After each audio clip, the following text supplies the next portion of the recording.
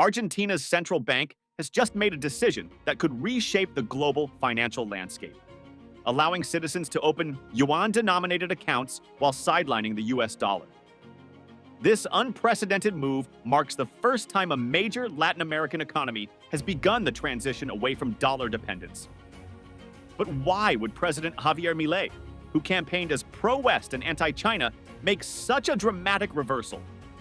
The answer lies in Argentina's dwindling foreign reserves, $800 million in pending IMF loans, and a $6.5 billion currency swap line with China that could either save or sink the country's economy. Argentina's financial landscape has deteriorated to a catastrophic level in recent months, creating what economists now call the worst economic crisis in the country's modern history. Inflation has skyrocketed to an astonishing 211% annually, effectively erasing the purchasing power of average citizens and pushing over 40% of Argentines below the poverty line. This economic collapse has transformed President Javier Milei's administration from one of ideological certainty to pragmatic desperation as they search for any viable path to stabilization. The country's foreign exchange reserves have plummeted to record lows, with some analysts estimating they may actually be negative when accounting for all liabilities.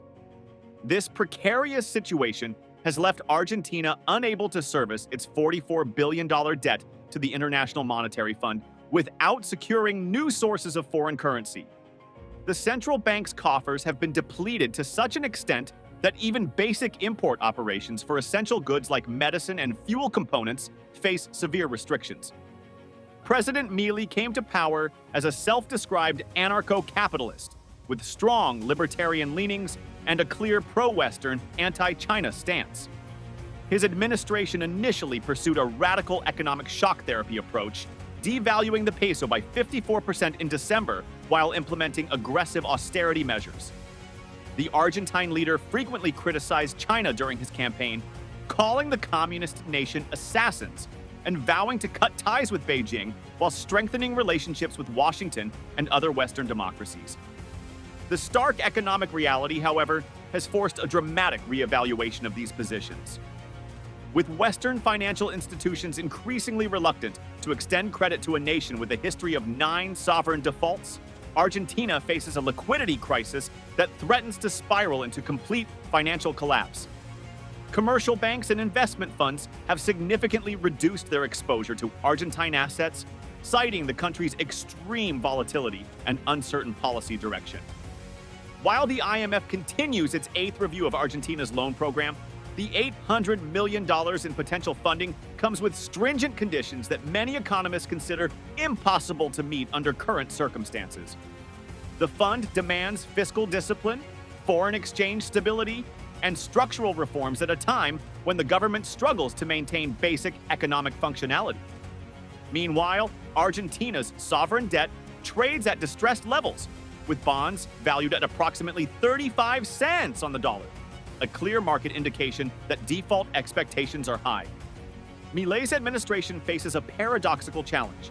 The very free market policies he champions require a stable economic foundation that Argentina lacks. The peso continues to depreciate in parallel exchange markets despite strict capital controls, creating a widening gap between official and unofficial exchange rates that further undermines confidence in the currency. This currency instability makes long-term planning impossible for businesses and households alike. The administration's initial position regarding China extended beyond rhetoric to policy actions. When Argentina received an invitation to join the BRICS economic bloc, which would have strengthened ties with China, Russia, and other emerging economies, Milei's government declined, signaling its commitment to Western alignment. This decision aligned with campaign promises, but closed off potential economic lifelines as Argentina's situation deteriorated. The severity of Argentina's economic predicament has ultimately forced a fundamental recalibration based on financial survival rather than ideological purity. With inflation continuing to accelerate, reserves dwindling, and poverty expanding, the administration has begrudgingly recognized that China may represent the only viable source of immediate financial support capable of preventing total economic collapse. Behind Argentina's desperate pivot to China lies a meticulously constructed system of economic dependence that began long before the current crisis. Since 2007, China has quietly established itself as Argentina's largest commercial lender, creating a financial architecture so fundamental to Argentina's economy that even Milei's anti-communist stance crumbles against its economic gravity. What Beijing has accomplished represents not merely opportunistic lending, but rather a long-term strategic positioning that now yields extraordinary leverage at precisely the moment Argentina faces its most desperate hour. The much-discussed $6.5 billion currency swap line between China and Argentina, while significant, represents merely the visible surface of Beijing's financial influence. The true scope of China's economic entrenchment extends far deeper, permeating critical sectors of Argentina's economy through a complex network of loans, investments, and trade relationships that have been systematically developed over nearly 2 decades. This financial stranglehold manifests most visibly in Argentina's infrastructure development. The nearly $5 billion Santa Cruz hydroelectric dam project stands as a monument to Chinese financial and technical dominance. Similarly, the $8 billion Atucha III nuclear power project relies entirely on Chinese expertise and financing. These are not merely construction projects. They represent critical energy infrastructure upon which Argentina's future development depends, making Chinese participation not optional, but essential. Perhaps most concerning for Argentina's economic sovereignty is China's overwhelming dominance in the agricultural export market. Beijing has positioned itself as the purchaser of over 93% of Argentina's soybean exports and virtually all of its barley. This agricultural trade relationship forms the backbone of Argentina's ability to generate foreign currency, creating an economic vulnerability that gives China extraordinary leverage. Any disruption to this trade relationship would immediately devastate Argentina's primary revenue source, leaving the country with few alternatives. China has further solidified its position through strategic investments in Argentina's lithium mining sector. These are not random acquisitions, but calculated moves to integrate Argentina into China's electric vehicle and battery production supply chains. 4 of Argentina's most developed lithium mining projects now operate under Chinese investment and influence, positioning the South American nation as a critical supplier for China's industrial policy priorities. The architect of much of this economic entanglement has been Kai Wei, the Chinese Foreign Ministry's Director General for Latin America and the Caribbean. Through multiple visits and carefully constructed negotiations, Kai has cultivated financial relationships designed to maximize Chinese influence while creating the appearance of mutual benefit.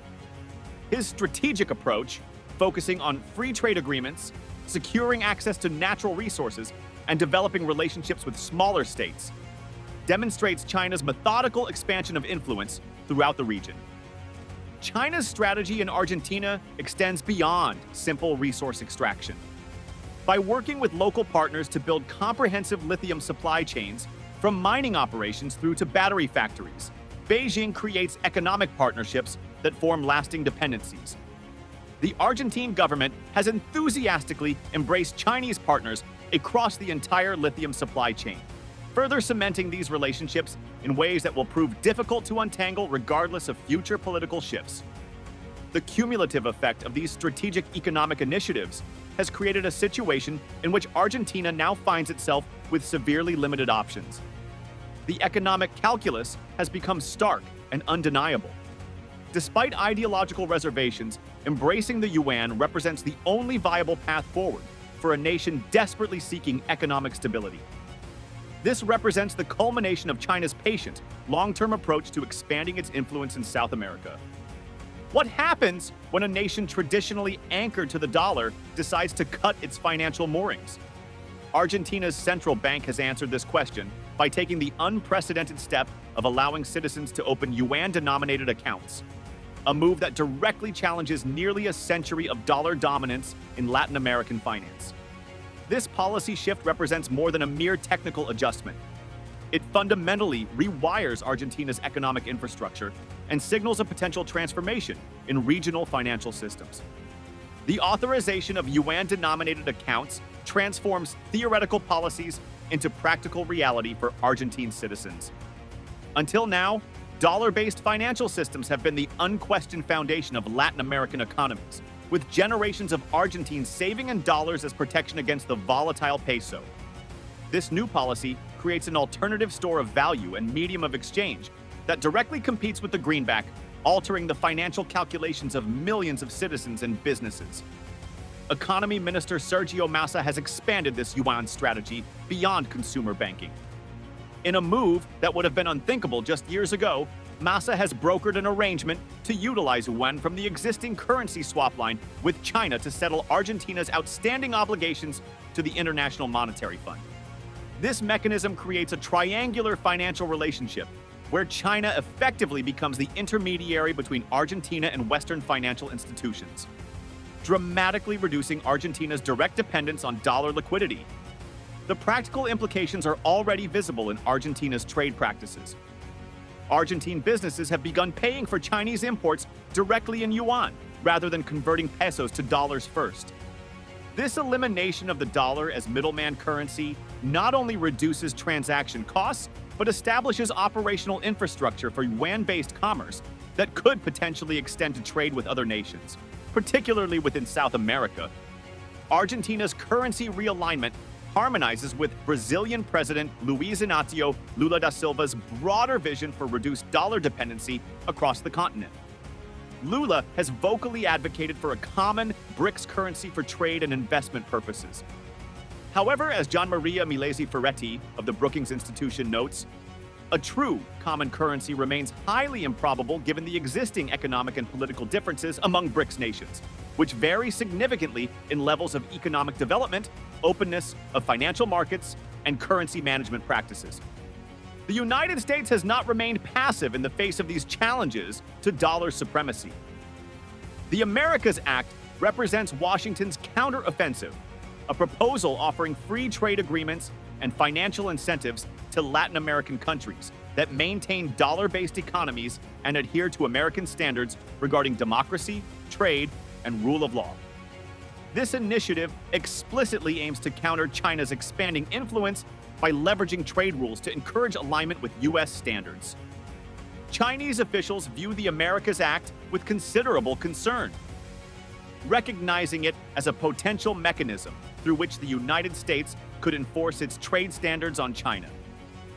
The legislation could significantly impact Beijing's economic relationships with countries throughout the region, including Mexico, Chile, and Brazil, creating a competing bloc to counter China's influence. Argentina's willingness to embrace the yuan creates a potential template for other Latin American nations facing similar economic pressures, as countries throughout the region struggle with inflation, debt burdens, and development challenges. Argentina's experiment with currency diversification will be closely watched. If perceived as successful, it could accelerate a broader regional shift away from exclusive dollar dependence. This transition toward yuan-denominated financial systems represents a significant step toward reduced dollar reliance. However, the trade-off is clear. Argentina may gain some economic sovereignty from Western financial institutions, only to find itself increasingly dependent on Chinese economic policies and priorities. The nation is essentially trading one form of external influence for another, albeit with different terms and conditions,